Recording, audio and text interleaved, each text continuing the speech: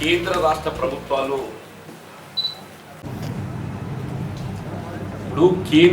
ప్రభుత్వాలు రెండు కూడా తోడు దొంగల్లా రైతాంగం పట్ల వివక్షతతో రైతు వ్యతిరేక విధానాలతోని రైతాంగాన్ని ఇబ్బందులకు గురి చేస్తూ ఎవరికి ఏదైతున్నదో ఈ మధ్య కేంద్ర ప్రభుత్వం చేపట్టినటువంటి నూతన వ్యవసాయ విధానం ఏదైతే నూతన వ్యవసాయ చట్టాలను చేపట్టబడడం జరిగిందో దానికి అనుగుణంగా వీళ్ళ కాంట్రాక్ట్ వ్యవసాయం అని ఫ్రీ ట్రేడింగ్ అనేటువంటి ఒక నెపంతో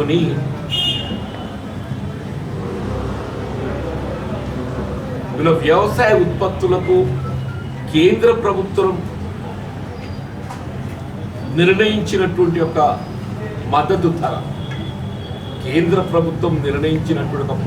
ధర కల్పనకి ఏదైతుందో ఆ నూతన వ్యవసాయ చట్టాలలో ఏ విధమైనటువంటి ఒక అష్యూరెన్స్ ఎంఎస్పీకి ఏదైతుందో మినిమం సపోర్ట్ ప్రైస్కు రక్షణ లేకపోవడంతో ఇలా రైతాంగం ఆందోళనకు గురవుతూ ఉత్తర భారతదేశంలో ఏ విధంగా దేశ రాజధాని ఢిల్లీని నిర్బంధించడం జరిగిందో మనం గమనించుకొని చెప్పండి. ఒకవైపు ఏదైతుందో ఈ నూతన వ్యవసాయ చట్టాలలో స్వయంగా కేంద్ర ప్రభుత్వమే నిర్ణయించి ప్రకటించినటువంటి ఒక మద్దతు ధర కల్పనకు రక్షణ లేకపోవడంతో పాటు వీళ్ళ వ్యవసాయ ఉత్పత్తులు కేవలం దాన్ని ఉత్పత్తి చేసినటువంటి రైతుకు మాత్రమే దాన్ని నిల్వ చేసుకునేటువంటి అధికారం కలిగి ఉంటుంటారు.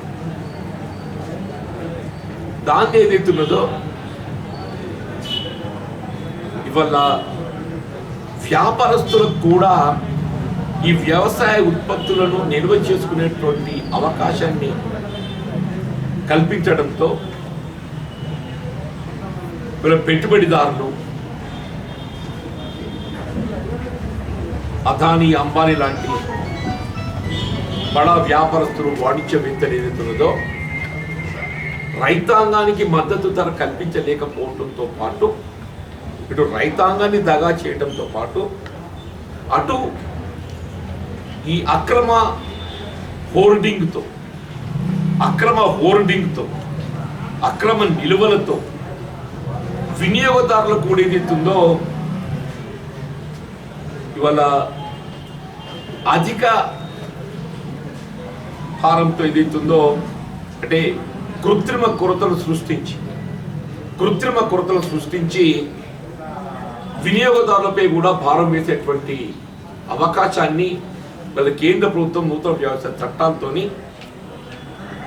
అటు రైతాంగాన్ని దోపిడీకి గురయ్యే విధంగా దాంతోపాటు ఇటు వినియోగదారులు కూడా దోపిడీకి గురయ్యే విధంగా బోత్ ది సెక్షన్స్ కేవలం వర్తక వాణిజ్య వర్గాల సంక్షేమానికి మాత్రమే అవకాశం కల్పించే విధంగా ఈ వ్యవసాయ చట్టాలు రూపొందించండి. కాబట్టి నూతన వ్యవసాయ చట్టాలను పూర్తి స్థాయి లోపల అమలు నిలిపివేయాలి. అప్పుడు మాత్రమే ఇటు రైతాంగానికి ఏదైతున్నదో ఇటు మద్దతు ధర కల్పనకు సంబంధించి అష్యూరెన్స్ కల్పింపబడే విధంగా చట్టాన్ని రూపొందింపచేయటం, వ్యాపారస్తులు ఏదైతుందో ఈ అక్రమ హోర్డింగ్ నిల్వలు చేయకుంటే ఏదైతుందో ఆంక్ష గతంలో ఏ విధంగానైతే కేవలం లిమిటెడ్ పీరియడ్ అనుమతులతో మాత్రమే వ్యాపారస్తులకు అవకాశం కల్పించడం, కేవలం ఉత్పత్తిదారుడికి మాత్రమే ఏ విధమైనటువంటి ఆంక్ష లేకుండా నేను ఈసారి ఉత్పత్తి చేసిన పంట నాకు ఆశించిన ధర లభిస్తలేదు అని చెప్పి భావిస్తే నేను ఒక 6 మాసాల సంవత్సరం కూడా నిలిపేసుకునే అవకాశం ఉన్నాను. వ్యాపారస్తులకు ఆ విధంగా కాదు, only with the permission of the government, only with the permission for a limited period మాత్రమే వాళ్ళు నిల్వ చేసుకునే అవకాశం. అప్పుడు మాత్రం వినియోగదారుడికి ఏదైతుందో ఈ కృత్రిమ కొరత ఏర్పడేటువంటి అవకాశం ఉంది. ఇది ఒక విధంగా చెప్పాలంటే రాజకీయాలకు అతీతంగా ఇవాళ దేశం మొత్తంలో కూడా పార్టీలన్నీ కూడా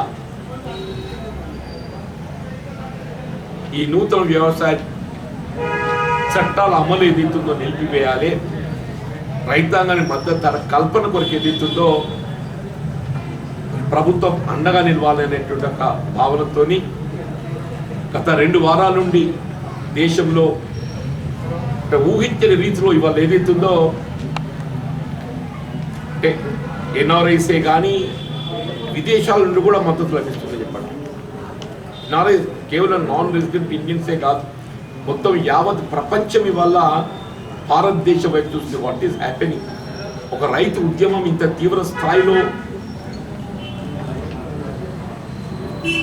ఏర్పడటం, రైతు స్పందించడం అనేది ఎవరు కూడా ఊహించలేదు. ఇంత అంటే చలి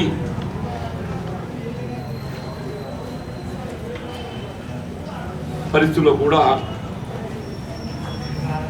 వాళ్ళ కేంద్ర ప్రభుత్వం ఇంత రైతు ఉద్యమిస్తున్న స్పందించలేకపోవడం పట్ల నిరసనతో ఏదైతే రేపు భారత్ బంద్ పిలిపించడం జరిగిందో, ఇప్పుడు ఈ భారత్ బంద్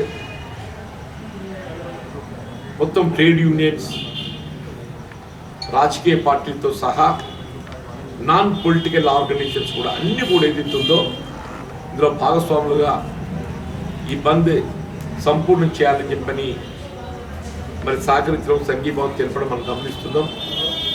ఇలా అఖిల భారత కాంగ్రెస్ పార్టీ అధ్యక్షురాలు సోనియా గాంధీ గారు ఏదైతుందో రైతు సంక్షేమాన్ని కాంక్షిస్తూ రైతాంగానికి దేశ స్వాతంత్రానంతరం ఇలా రైతాంగానికి ఏదైతున్నదో వ్యవసాయ ఉత్పత్తులకు ప్రత్యేకమైనటువంటి ఒక రక్షణ కల్పించే విధంగా దేశంలో ఏ ఉత్పత్తి కూడా మినిమం సపోర్ట్ ప్రైస్ లేదు.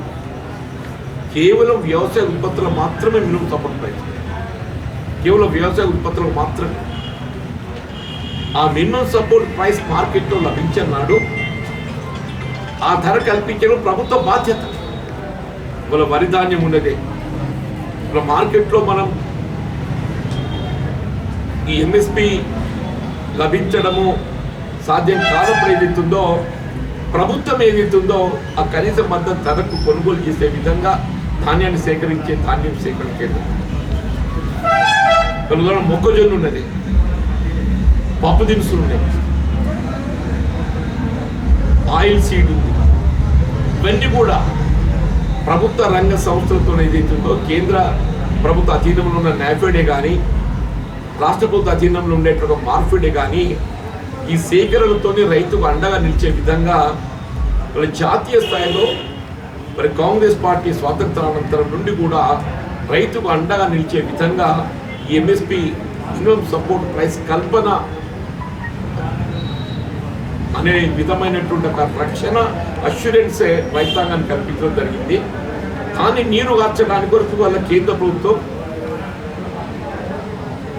ఒక కుట్రతో ఏదైతున్నదో ఈ నూతన వ్యవసాయ చట్టాలను తెర మీద తీసుకురావడం జరిగింది.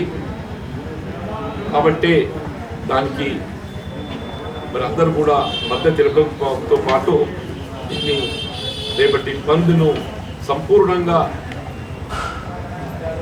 సఫలీకృతం చేయాలని చెప్పిన వర్తక వాణిజ్య వర్గాలతో పాటుగా సమాజంలో వివిధ వర్గాల వారికి అందరికీ కూడా కాంగ్రెస్ పార్టీ ఇచ్చిన పిలుపు మేరకు సహకరించాలని చెప్పని వాళ్ళ జగిత్యాల జిల్లా కాంగ్రెస్ పార్టీ అధ్యక్షుడు ఆధ్వర్యంలో జగిత్యాల జిల్లాలో సంపూర్ణంగా అమలు చేయడానికి కొరకు విజ్ఞప్తి చేయడానికి కొరకు వాళ్ళ సమాచారం ఏర్పాటు చేస్తున్నాం.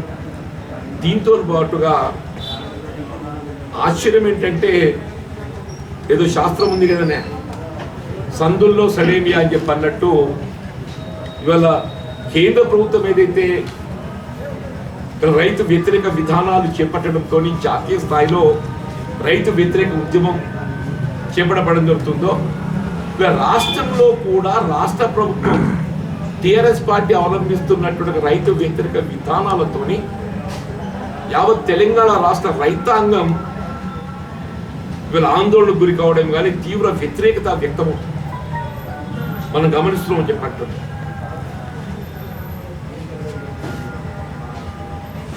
ఆ వ్యతిరేకతను తగ్గించుకోవడానికి కొరకు వాళ్ళేదో రైతు సంక్షేమం కొరకు మేము కూడా కేంద్ర ప్రభుత్వ విధానాన్ని వ్యతిరేకిస్తూ అని చెప్పినట్టు ఒక భావన కలిగించాలని చెప్పని రేపటి బంద్లో వాళ్ళు కూడా పాల్గొంటున్నట్టు మన పత్రికలు గమనించాలని చెప్పండి. మీరు బంద్కు సహకరించడం పాల్గొన్నంత మాత్రాన మీరు చేసిన పాపాలు పోవు, మీరు చేసిన పాపాలు పోవు అని చెప్పండి. నిజంగానే మీకు చిత్తశుద్ధి ఉన్నట్టయితే, నిజంగానే మీకు చిత్తశుద్ధి ఉన్నట్టయితే వీళ్ళ కేంద్ర ప్రభుత్వానికి వ్యతిరేకంగా మీరు భారత్ బంద్కు సహకరించడం కాదు. This is only one part. ఇది రైతుల యొక్క దృష్టిని మళ్లించడానికి మీరు చేస్తున్నటువంటి యొక్క కుట్రగా భావించడం తప్పదని చెప్పండి. నిజంగానే మీరు రైతు సంక్షేమాన్ని కాంక్షించే వాళ్ళు అయినట్టయితే రాష్ట్రంలో అకాల వర్షాలు అతివృష్టితోనేదైతే పూర్తి స్థాయి ఏమైనా మిగిలిన పంట ఉంటే చీడపురుగు ఆశించి మనకు గత సంవత్సరానికి ఈ సంవత్సరానికి 50% దిగుబడి కూడా మనం పొందలేకపోతాం. అధికారిక అంచనాలకు అనుగుణంగా 50 లక్షల ఎకరాలలో వరి సాగు విస్తీర్ణత సాగు చేయడం జరిగింది.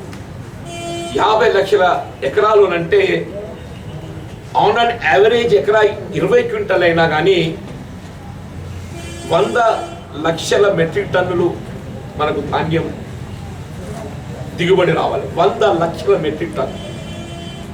ఇవాళ మీరు ఎక్కడే గమనించండి, గత సంవత్సరం కంటే ఈ సంవత్సరం దిగుబడి సగానికి కూడా రావటం లేదు, సగానికి రావటం. ఈవెన్ యూ టేక్ జగిత్యాల జిల్లా ఆల్సో.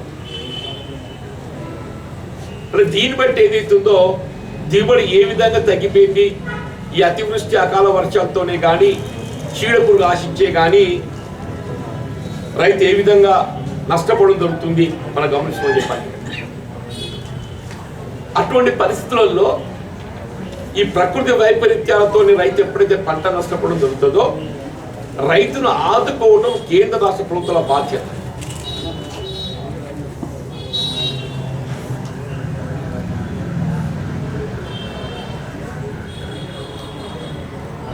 స్పందన లభించకున్నా కానీ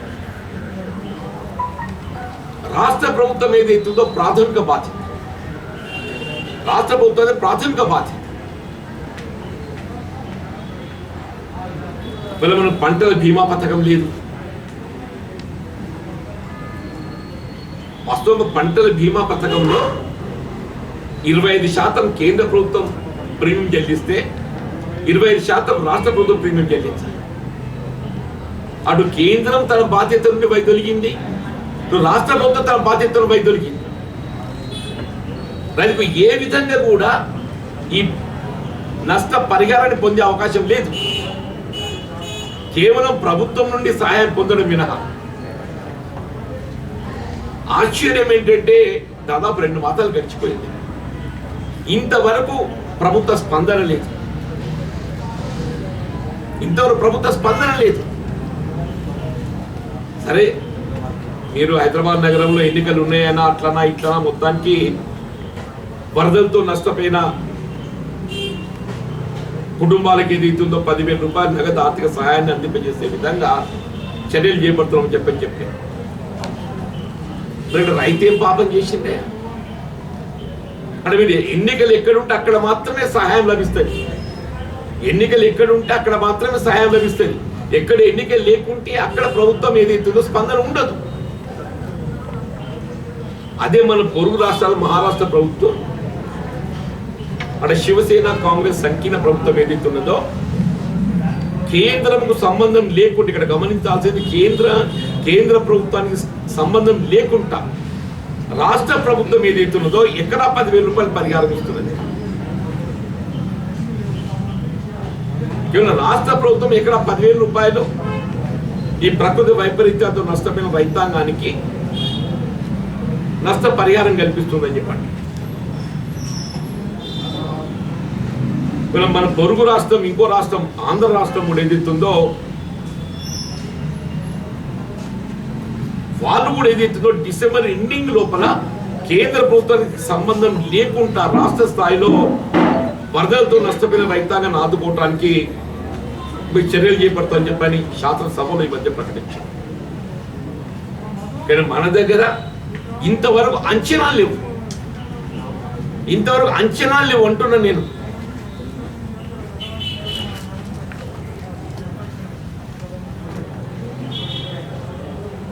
నిజంగానే రైతు సంక్షేమాన్ని కాంక్షించే వాళ్ళైతే సరే కేంద్ర ప్రభుత్వానికి వ్యతిరేకంగా కనీసం మద్దతు ధర కల్పనకి ఏదైతుందో జాతీయ స్థాయిలో ఇవ్వబడ్డట్టు ఒక భారత బంధుకు మీరు సహకరిస్తామని చెప్పని ముందుకు వస్తున్న సంతోషం ఆయన. కానీ మీ సంగతి కూడా ఆలోచన చేయండి అని చెప్పంటున్నాం. ఇక్కడ మీ సంగతి కూడా ఆలోచన చేయండి. అతివృష్టి అకాల వర్షాలతో నష్టపోయిన రైతాంగాన్ని ఆదుకోవటానికి వరకు మీ బాధ్యత గుర్తుంచుకొని ఆ సహాయం చేపట్టండి అని చెప్పండి. నెంబర్ 2, వ్యవసాయము రైతుకు సూచనలు సలహాలు ఇస్తాయి. కానీ ఇక్కడ ఏమైంది, సన్న రకాలు చెప్పని నిర్బంధంగా సాగు చేపించడంతో వీళ్ళ కామన్ వెరైటీకును ఈ ఫైన్ వెరైటీకి, కామన్ వెరైటీకును ఈ సన్న రకాలకి ఏదైతుందో దిగుబడి మనకు 5 నుండి 10 క్వింటల వ్యత్యాసం కనబడుతుంది.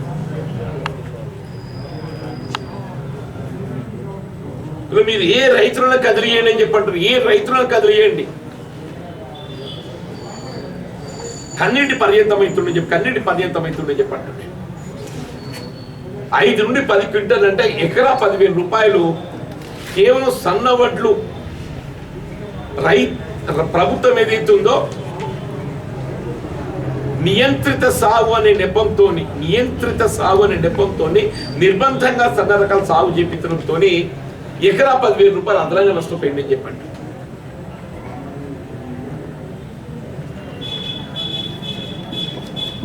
ఇవాళ సన్న రక అది ఏదైతే ప్రభుత్వ విధానానికి అనుగుణంగా సాగు చేయడం జరిగిందో వారిని ఆదుకోవటం ప్రత్యేకంగా ప్రభుత్వ బాధ్యత. స్వయంగా ముఖ్యమంత్రి గారే నాకు ఆశ్చర్యం ఏంటంటే, అక్కడ దుబ్బాకి ఎన్నిక జరిగేప్పుడు శనగామలో ఒక సభలో ఎకసక్యంగా అక్కడ రైతు అంటే ఒక విధంగా ఎకసక్యంగా అంటే అపహాస్యంగా, నేను సన్నట్లు పెట్టుకున్నోని నాకు గాయంత సోయలేదా, నేను 100-150 ఇయ్యనా, ఏంటి అనుకుంటున్నారా? నేను ఒక ఎకరం వెనుక ఏదైతుందో 10,000 రూపాయలు నష్టపోతుంటే, ప్రతి క్వింటల్కి 500-600 రూపాయలు నష్టపోతుంటే నాకు సోయలేదా, నేను ఇయ్యనా 100-150? ఇదా నీకు రైతు అంటే? అంత చిన్న చూప రైతు అంటే? ఇవాళ ఏమంటాడు, నేను ఇస్తాను అవునది నాకు, కానీ కేంద్రం ఏదైతుందో నాకు అడ్డుపడుతుందని చెప్పండి. ఎవడే నీకు ఇస్తాను, కేంద్రం అడ్డుపడ్డది ఎక్కడ అంటుంది. నువ్వు ఇస్తానే కేంద్రం అడ్డుపడ్డది ఎక్కడ అని చెప్పి అంటున్నా. కేంద్ర ప్రభుత్వం, ఫుడ్ కార్పొరేషన్ ఆఫ్ ఇండియా, భారత ఆహార సంస్థ వాళ్ళు ఎప్పటికీ మద్దతు ధర నిర్ణయిస్తారు. నేను ముందు పేర్కొన్నది ఆ కనీస మద్దతు ధర కల్పన చెప్పి నేను. ఇక్కడ ఏంటి, వాళ్ళు ఒక మద్దతు ధర నిర్ణయిస్తే ఆ మద్దతు ధర కల్పనకి ఏదైతుందో కేంద్ర ప్రభుత్వం బాధ్యత. దాని అదనంగా చెల్లింపు చేసేటువంటి ఒక పరిస్థితి ఏర్పడితే దాన్ని ఆ రాష్ట్ర ప్రభుత్వం బాధ్యత తీసుకోవాలి. వీళ్ళు కేంద్ర ప్రభుత్వం food corporation of India grade 1 variety 1888 1888 రూపాయలు నిర్ణయించి, ఆ 1888 రూపాయలకి ఏదైతుందో కేంద్ర ప్రభుత్వం బాధ్యత.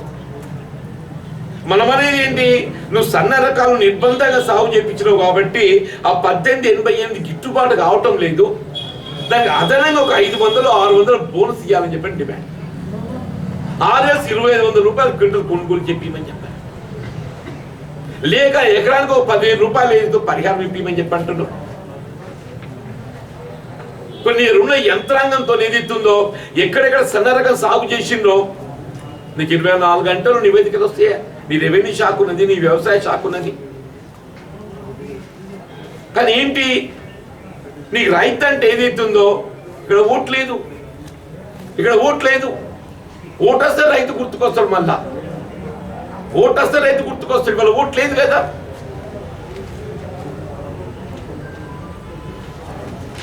నాకు ఏదైతుందో food corporation of India letter నేను read out. I'll take 1 minute. Paddy shall be procured by the government of Telangana or its agencies at minimum support price declared by government of India. From time to time, any bonus oblique financial incentive in direct or indirect form declared by the government of Telangana over and above the MSP declared by government of India shall be borne by the state government. Shall be borne by the state government. కేంద్ర ప్రభుత్వం ప్రకటించినటువంటి మద్దతు ధరకు అదనంగా మీరు బోనసే కానీ ఇతరత్ర ఏ రూపంగా కానీ ఇన్సెంటివ్ అదనం కల్పిస్తే దానికి రాష్ట్ర ప్రభుత్వం భరించాలని చెప్పండి.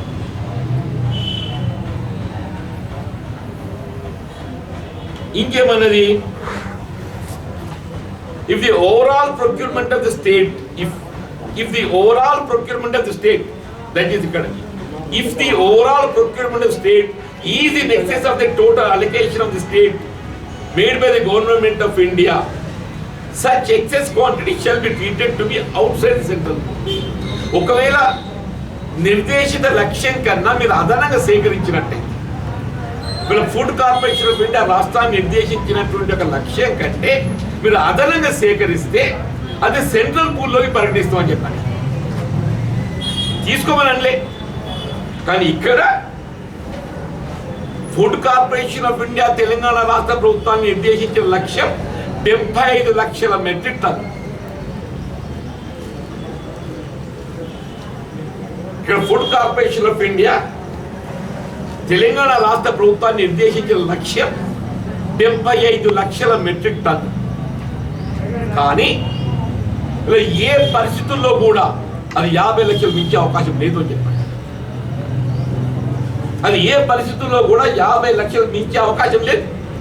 మరి ఇంతవరకు ఏదైతే ఉందో కనీసం 20-25 లక్షలు టచ్ కాదు, 30 లక్షలు టచ్ కాదు.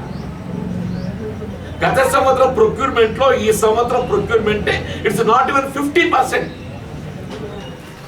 నీకు ఒకవైపు ఏదైతుందో కేంద్ర ప్రభుత్వము నిర్దేశించిన లక్ష్యం, ఫుడ్ కార్పొరేషన్ ఆఫ్ ఇండియా నిర్దేశించిన లక్ష్యం నేను రీచ్ అయ్యేటువంటి అవకాశం లేదు. ఇది ఫుడ్ కార్పొరేషన్ ఆఫ్ ఇండియాని అడ్డుపెట్టింది ఎక్కడనే. అని ఉమ్మడి రాష్ట్రంలో నువ్వు వ్యవసాయ ఉత్పత్తులు అన్నింటిలో బోనస్ ఇచ్చిండ్రు, పప్పు దినుసులకు ఇచ్చిండ్రు, ఈవెన్ వరి ధాన్యం మీద కూడా 50 రూపాయలు ఇచ్చిండ్రు. ఒకనాడు వరి ధాన్యం మీద కూడా 50 రూపాయలు ఇచ్చిండ్రు.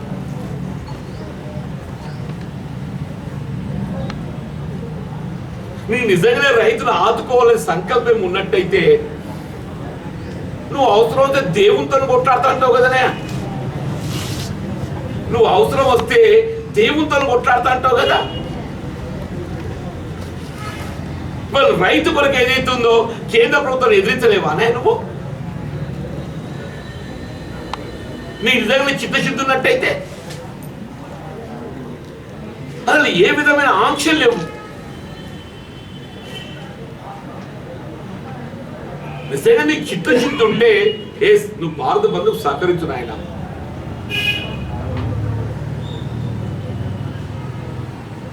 నెంబర్ 1, ప్రకృతి వైపరీత్యాలతో నష్టపోయిన రైతును ఆదుకోవటానికి కొరకు ఏదైతుందో కేంద్ర ప్రభుత్వంతో సంబంధం లేకుండా ప్రతి ఎకరాకు 10,000 రూపాయలు కల్పించడం నెంబర్ 1. నెంబర్ 2, సన్న రకం సాగు చేసిన రైతును ఆదుకోవటానికి కొరకు ఏదైతుందో ఇది నీవు రైతును కేవలం నియంత్రిత సాగు అనే నెపంతో నిర్బంధంగా చేపించిన సాగు కాబట్టి నువ్వు ప్రత్యేకంగా ఇన్సెంటివ్, బోనస్ ప్రత్యేకమైన ధర ప్రతి క్వింటల్కి 5 నుండి 600 రూపాయలు కల్పించే బాధ్యత నీ ముందు అది కల్పించాడు ఆయన. నీకు నిజంగా చిత్తశుద్ధి ఉంటే అని చెప్పండి. వీళ్ళు మొక్కజొన్న మీరందరూ గమనిస్తుండే కేంద్ర ప్రభుత్వంకి వెళ్ళి మాకు ఆశించిన సహకారం లేకున్నా కానీ నేను మార్కెట్తో సేకరిస్తున్నాను చెప్పండి. వీళ్ళు కేవలం వ్యవసాయ శాఖ అధికారుల నిర్లక్ష్యంతో కేవలం నామమాత్రంగా సాగు నమోదు చేయడంతో ఇవాళకి 25% ప్రొక్యూర్మెంట్ లేదు. 25% ప్రొక్యూర్మెంట్ లేదు. ది రెస్ట్ ఆఫ్ 75% కల్టివేషన్ సాగు ఏదైతున్నదో వ్యవసాయ శాఖ అధికారుల నిర్లక్ష్యంతో ఆన్లైన్లో నమోదు చేయలేకపోవడంతో ఆ సేకరణకు ఇవాళ ఆంక్ష. సరే, నేనంటే అబద్ధం చెప్తున్నట్టు రాజకీయం. స్వయంగా జిల్లా కలెక్టర్లు వాళ్ళ రిపోర్ట్ పంపించారు. తెలంగాణ రాష్ట్రంలో ఉన్నటువంటి వివిధ జిల్లా కలెక్టర్లు ఏదైతున్నదో వీళ్ళ వ్యవసాయ అధికారులు ఏదైతుందో వీళ్ళ మొక్కజొన్న సాగుకు ఫీల్డ్ ఇన్స్పెక్షన్ సక్రమంగా చేయలేకపోవడంతో పూర్తి స్థాయి లోపల నమోదు చేయలేకపోయిండ్రు ఆన్లైన్లో. ఇంకో ఇంత ఎక్స్టెంట్ తప్పిపోయింది.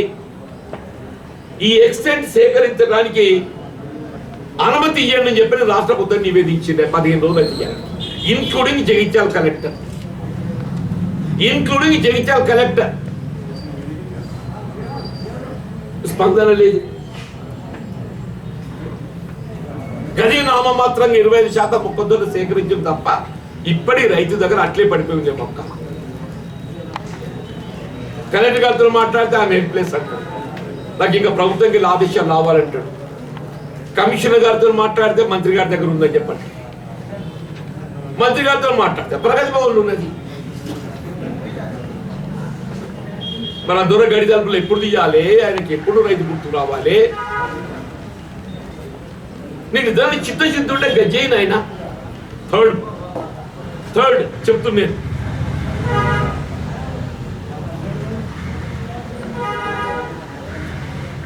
ఇవన్నీ నేను ఆన్గోయింగ్ చెప్తున్నాను.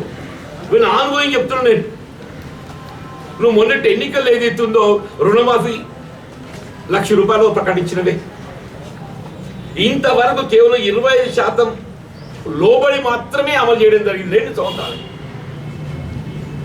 రెస్ట్ ఆఫ్ ది ఫార్మర్స్ వాడు మిత్తి కట్టుకుంటుండే.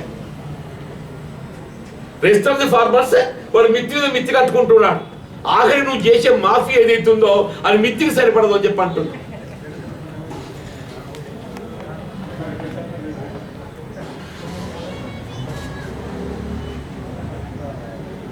ఎందుకు నీకు రైతు పట్ల వివక్షత అని చెప్పి అంటున్నా. ఏమనంటే రైతు బంధు అంటాడు. నిజంగానే రైతు బంధు వెల్కమ్, చాలా సంతోషం నాయన. నువ్వు రైతు బంధు అమలు పట్ల ఏదైతుందో భిన్నాభిప్రాయం లేదు. కానీ నువ్వు ఉమ్మడి రాష్ట్రంలో అమలు చేయబడ్డటువంటి రైతు సంక్షేమ కార్యక్రమాలు రాయితీలు అన్ని కొనసాగిస్తూ దాన్ని అదనంగా రైతు బంధు ఉమ్మడి రాష్ట్రంలో అమలు చేయబడ్డటువంటి రైతు సంక్షేమ కార్యక్రమాలు ఉమ్మడి రాష్ట్రంలో కల్పించినటువంటి రాయితీలన్నీ కొనసాగిస్తూ నువ్వు అదనంగా రైతు బంధు. కానీ అవన్నీ కోత పెట్టి అవన్నీ ముడేసి ఇవన్నీ రైతు బంధు ఇస్తున్నా చెప్పారంటే ఏమనంటే, ఇప్పుడు రబీ ఇంతవరకు రైతు బంధు లేదు. రబీ ఏదైతున్నదో వీళ్ళు దుక్కి నారు పూసుకున్నారు. అందరూ సీజన్ ఆరంభమైంది. రైతు పెట్టుబడి ఇప్పుడు కావాలి. వాస్తవంగా ఏదైతుందో ఇది పెట్టుబడి. మనకు ఏదైతుందో ఖరీఫ్ ఆశించిన దిగుబడి రాలేదు, పెట్టుబడి కూడా పొందలేకపోయినాం. వీళ్ళు పెట్టుబడి సమకూర్చుకునే పరిస్థితి లేదు. ఇవాళ రైతుకు ఏదైతుందో ఒక ఆత్మస్థైర్యం కల్పించడానికి వీళ్ళు తక్షణమే మీ రైతు బంధు అవసరం ఇవ్వాలని చెప్పండి. ఇంతవరకు స్పందన లేదు. నేనేమంటున్నా, ఇవన్నీ చెప్పి ఇవి ఏమైనా నిజంగా నీకు చిత్తశుద్ధున్నట్టయితే ఇవన్నీ చేయి. నేను చెప్పిన 5 పాయింట్లు చెప్పినా, ఈ 5 పాయింట్లు చేయను ఆయన. అంతేగాని ఏదైతుందో చేసిన పాపం అడిగేసి కూడా పోతుంది అన్నట్టు నీ అంటాగా ఇప్పుడు ఏం చెప్తే నేను ఆ సంధిల సడేమి అన్నట్టు ఏదైతే ఉందో ఇక 10 మంది నేను కొన్ని అంతా కథమైపోతుంది అని చెప్పాను అనుకొని నేను కూడా బంధువు మద్దతు తిరుగుతున్నా అని చెప్పంటే నువ్వు తీర్మానం ఎందుకు చేయలేదు అసెంబ్లీలో? వివిధ రాష్ట్రాలలో శాసనసభలో తీర్మానాలు ఆమోదింపజేసింది. ఎక్కడెక్కడైతే ఏ రాష్ట్ర ప్రభుత్వం అధికారంలో ఉన్నదో అవన్నీ కూడా వీళ్ళ కేంద్ర ప్రభుత్వం ప్రవేశపెట్టినటువంటి చట్టాలు నల్ల చట్టాలుగా పేర్కొంటూ అవి మేము అమలు చేయము, వాటి ఉపసంహరింప చేసుకోవాలని చెప్పని వీళ్ళ పంజాబ్ చేసింది, మొత్తం రాష్ట్రాలు చేసినాయి. బీజేపీ ఇతర రాష్ట్రాలు ఎక్కడెక్కడ ఉన్నాయో వాళ్ళందరూ చేసి, తెలంగాణ రాష్ట్రం మాత్రం నువ్వు ఎందుకు చేయలేదు అంటున్నా. మొన్నేదో పెట్టి చేసినావు కదా మున్సిపల్ ఎన్నికల చట్టాన్ని ఏదైతే ఉందో 2 రోజుల కింద పెట్టుకొని చేసినావు కదా, మరి ఇది కూడా కలపాలని చెప్పాను. నువ్వు తీర్మానం చేస్తే నీ అభిప్రాయం వ్యక్తమవుతుండే కదా.